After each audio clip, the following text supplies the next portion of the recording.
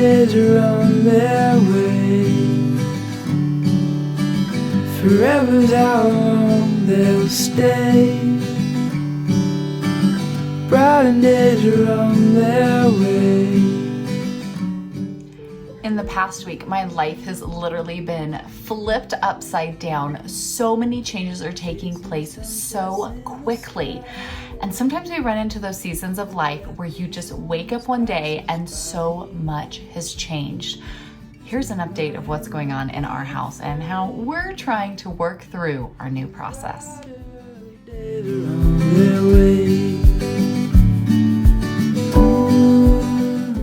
Hey there friends, I'm Heidi, the Heavenly Minded Homemaker, and we had no videos out last week because life went from one thing to another very, very quickly. And it's all good, genuinely. It's actually all quite great, but it doesn't mean that there's not this big that happens when everything changes very quickly. And so I thought today would be the perfect opportunity to kind of share a little bit about, yes, the big change that happened for us, but also a little bit of the how. Because I think even if your circumstance isn't exactly what my circumstance was this past week, we run into those seasons of life, those events, those happenings where things change really quickly, maybe for a good reason, maybe for a bad reason, maybe just something difficult.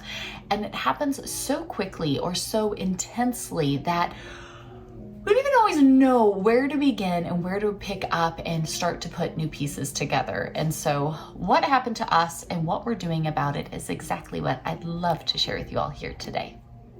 So for our family specifically, a week ago, we went from being a household of 7 to a household of 14. Yep. Overnight, we went from 7 people in our house, me, my husband, our 4 children, and my brother who lives here with us, to 14 people in the home and on the property in general. And wow, that is a big change. Now for us, it's a really, really good one. And it's one that we've been working towards and really praying through for quite a long time now. And so we're really, really excited to finally be here to this point. Doesn't mean it wasn't a really, really big change, even if it was super duper exciting. You guys may have seen, and hold on a minute because you're going to see a lot more of her, but my sweet friend Sabrina. So fun story. We're going to share all about it in this week's Chatty Coffee Date because yes, those are coming back. Mark your calendar. Every week you're going to be getting a Chatty Coffee Date episode, which I'm really excited. It was kind of like our video podcast where we just sit down with a cup of coffee or a cup of tea or whatever it is and just chat through the different topics, whether it's we're answering your questions. So if you leave a little coffee cup emoji next to any question you leave in a comment, that could be featured in a Chatty Coffee Date. Or maybe it's a topic or something that we're going through that we want to talk about. But she came on and really started doing this Chatty Coffee Dates with me, which most of you have gotten to know her from. Those of you in our homeschool co-op and things like that, you guys have probably seen her in some capacity. But it's really, really a cool story that we'll share more about of how we met here through this YouTube channel. And then she was a part of our online church family and then just getting to know them and everything that she's going through. And so they've come out to visit before and we talk frequently and, all of those wonderful, great things, but their family moved out here and she is incredibly ill. She's dealing with a lot. She needs good health care and a good support system because she had none of those things back in California. And we're so thankful that the Lord has crossed all our paths and gotten them here safely. And so last week, they finally made it after a very long journey across the country with their whole family and all of their worldly possessions, right? Everything that they have and their animals and all of that, they made it here. And we're so thankful for that. But now it meant that we had to take our group of 7 and their group of 7 and somehow combine them to make this now big group of 14 here on the property and in our home. And so it's been a lot of moving pieces and a lot of things and a lot of fun and all the good stuff.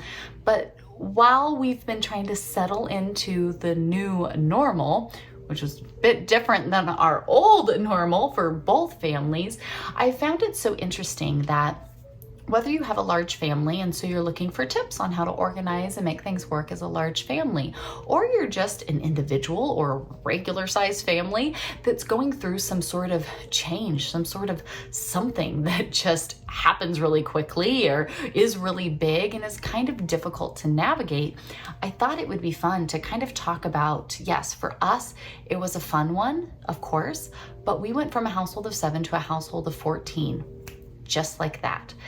And all of a sudden, so many things didn't work, right? We still have the same number of bathrooms. We still have the same number of outlets. We still have the same size refrigerator, right? Like we still have many of the same things, but now it needs to accommodate twice the amount of people.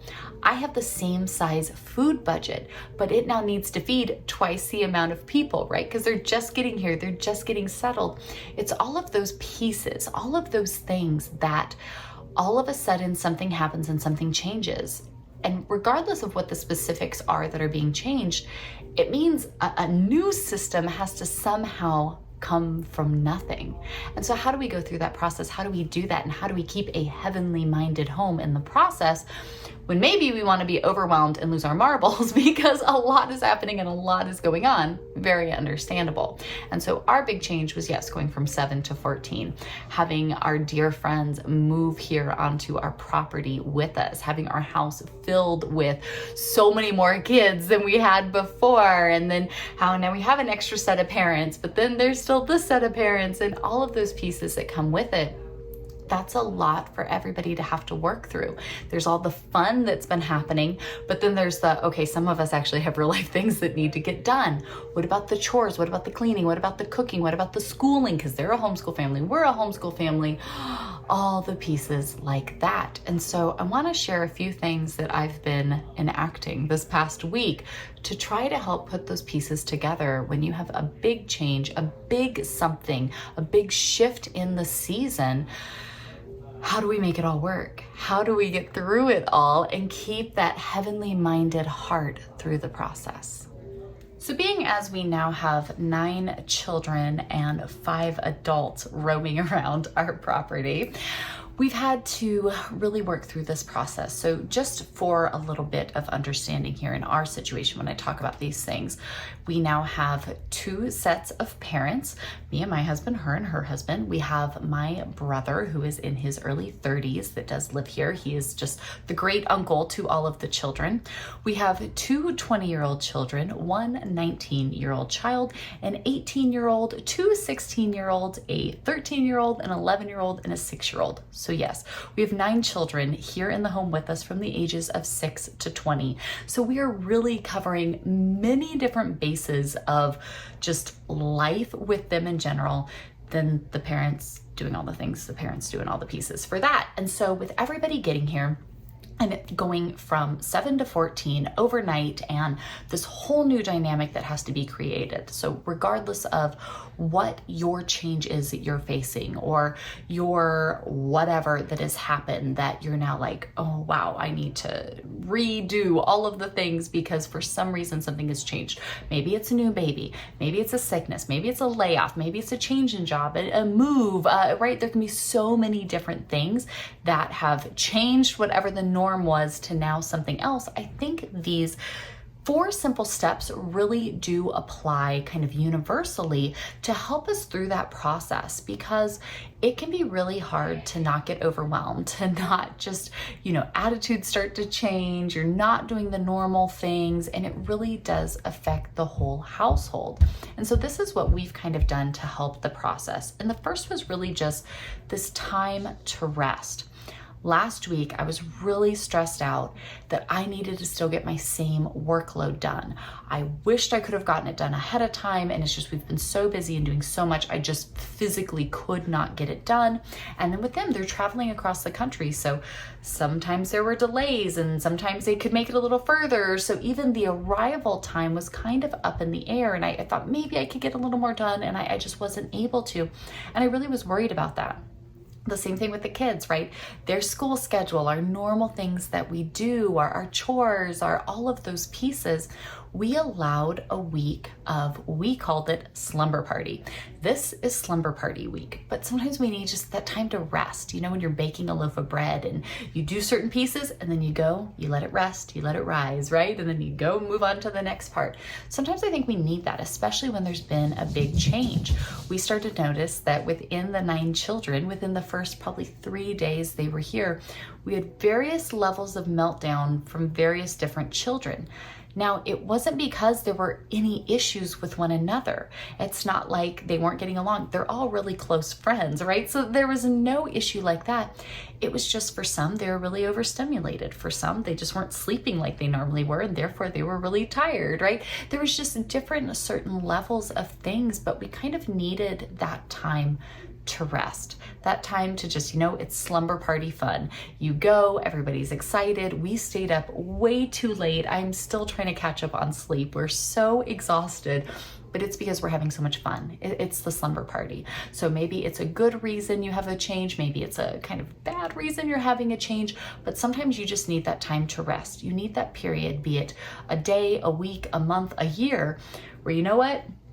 This is where we're at. It is what it is. We need to just kind of get through it at the moment. It's a big change, it's a big transition, and sometimes you just need that time. Because the second thing then that I really started honing in on about the middle of the week was to assess. What are we facing? What are the struggles that I'm noticing? What are the issues that I'm noticing? One, my family's kind of laughing at me for it, but I am adamantly anti-paper plates. I think they are a waste because if I were to replace them for my household on a normal basis, I would spend a lot of money on paper plates because my kids would go through them like hotcakes and it would just cost a bunch of extra money that I don't have in my budget. So I absolutely do not buy paper plates because to me, it's a waste of money. We don't buy paper plates, we don't buy paper napkins, we don't buy paper towels. I don't buy any of those like one-use products because I would spend so much money out of my already little tiny budget buying these things that are just more and more trash. I buy reusable, right? We have all cloths that we use and just wash with our laundry. We have all cheap, inexpensive plates that I get from Walmart. They're fantastic. I love them. And if they get broken, I just buy an extra set from time to time. They're all white. They all stack in there. It's easy peasy. And they're cheaper than Dollar Tree. So we eat off of nice glassware, but it's reusable. And so therefore the expense isn't as great. When you go from 7 to 14 people overnight, our dishes were out of control. We literally did not have enough dishes. Like I even bought an extra set of my favorite inexpensive Walmart dishes to like, okay, will this be enough? We're going through so much more. They're coming from West Coast time. We're on East Coast time. People are hungry at different times. Everything's new. Everything's different. It was just chaos. And my child, who usually is in charge of keeping up with the dishes, was getting very overwhelmed because it literally was impossible to keep up on the dishes. And so Sabrina's husband said, I'm going to go get some paper plates and bowls and napkins and all of that. So that way in this transition phase, we have some better tools to use to get us through that.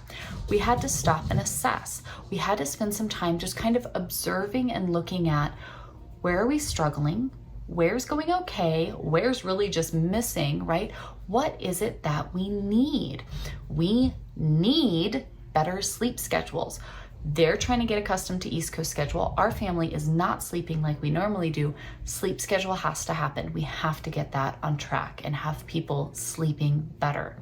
Chores. We need a new chore system because we have a lot more people, a lot more moving pieces. We keep our house a very specific way. When you have company coming through your house all day, it really disrupts that whole thing. We need to have a better or new routine to still get our school and our Bible study and like all of our things. How do we combine both families so we can now do things together and then do our things that we need to do separately? We needed to sit down and assess because yes, it was nice to have that time to rest, but if we stay in that place of rest, problems then begin to brew because nothing's getting done. So the moment that we can start assessing, right, it might take a minute and that's okay. Be kind with yourself. There's a few days where we had to tell kids, hey, I know we're working on it. I promise I hear you and we will get there. We're just not there yet. because now I can assess and see where we're at so we can start to figure out where we need to go. And that led us to our new plan. I'm gonna share all about this with you guys more, and if you have questions, please just ask. But it was really sitting down and going, okay, I use a simplified approach to the Fly Lady system. And if you've never heard of that before, I will link what I use down below. You guys can get all the pieces that go with it.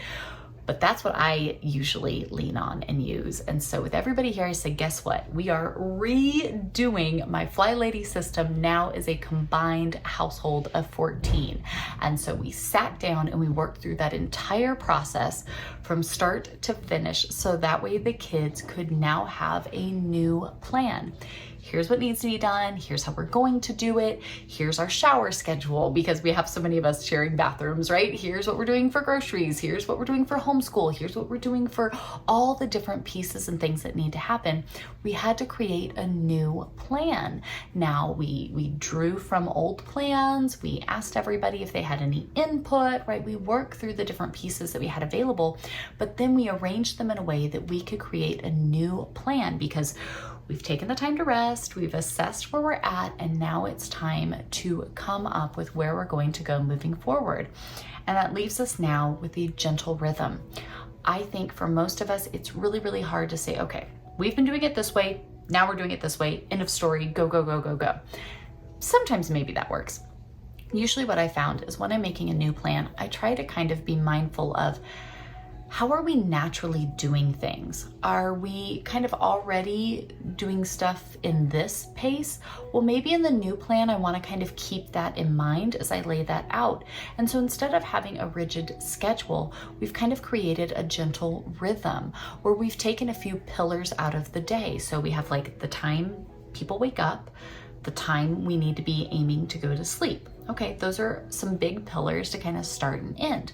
But then we have, okay, well, we normally all eat about this time and this time. There's a couple more pillars we've added in there, right? So as you start to kind of weave in the things, you know, my kids have the HMH co-op at this time, and this time, right? My husband teaches Bible co-op. Like, we have certain pillars throughout our days and our weeks that we can kind of set. Those are a little more set in stone of, we know we need to have this done by there, or we know that we should probably get this done before we get to over here. We're allowed to kind of then set those pieces up so that we can create this gentle rhythm for the household, that it doesn't have to be, you know, drill sergeant piece by piece by piece, but we're now setting everybody up for success. We've all had this massive, major change with different struggles and hardships and issues all throughout the process. But now we're going to start setting it up, because that's what we do, right? We don't want this chaos. We don't want people feeling overwhelmed or getting discouraged. We want to be able to say, okay, we've rested in it. We've assessed where we're at. We've come up with a new plan, and now we have a rhythm to ease ourselves into, so that way we can use our pillars to guide us. We can make sure in the plan that the important things that we know are important, we know we need to be prioritizing and getting to those.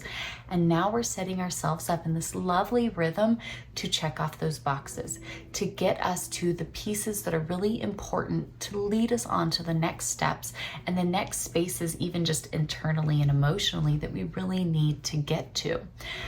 And so that's what we've been doing a whole lot of around here. And so I know I'll share more about it. And if anybody has any questions about trying to go through this process for yourselves and your family, of course, leave me a comment and let me know. But for me, as we're getting the household pulled together, a big piece of this, and why I'm sharing it with you all here, is because this ministry of everything that we do at Heavenly Minded Home, Heavenly Minded Homeschool, all of this, it's a lot of work, and it's a lot for our household to try to take on by ourselves. It's a lot of pieces. And so having another family who's believed in this mission from the beginning, which we'll share more about in the Chatty Coffee date, they are so excited to be here and to be a part of it. And that just feels like the biggest blessing in the world to us. And we have so many already friends and family that are a part of this Heavenly Minded Home and Heavenly Minded Homeschool, our amazing co-op team. My husband is associate pastor. We have some great pieces, and have more hands on deck that say, hey, Let's do this. Let's make it happen. We believe in the mission of Heavenly Minded Home here and serving other families, pouring into others, building others up, and really just giving God all the glory to it throughout the entire process is such a cool and just amazingly like humbling thing to even get to be a piece of. And so we're getting our household in order because step one, our walk with the Lord, our home's in order. And this is gonna start pouring out to you all as you get to reap the benefit of all these wonderful things that we've been wanting to get to do for a while. They're on their way. So we took a week to rest. We assessed where we were at. We came up with a new plan and we are rolling into this gentle rhythm. And part of that is me getting back to work and getting this stuff out for you, that if it can be a blessing for you and your family, then you know it. That's what we're here for. So I'm super duper excited to get working on this. Of course, be sure and you subscribe, turn on your little bell notifications because we've got some great videos coming out. We're gonna have the Chatty Coffee dates coming back, which I am so excited for. You guys can always go back and watch old ones and then watch this one this week. We've got the carnivore challenge that we've been working on this month so that all of us that are interested can start looking at just the ways we're fueling our bodies so that we can be feeling better and really getting out there and working in these areas to build our homes up for success. And then over in the membership group, we're even doing an amazing like reset of all the things. So God's perfect timing, He knew it. We just finished Biblical Womanhood, which is still up. If anybody wants that study, you can get it. It's linked down below. And now we're going to move into more of that, like how to put those pieces into action and move forward in these ways, really just building up our walk with the Lord and creating true heavenly minded homes. I cannot wait to see you all over there and wherever it is I see you next. Bye, friends. Brighter days are on their way. Forever's our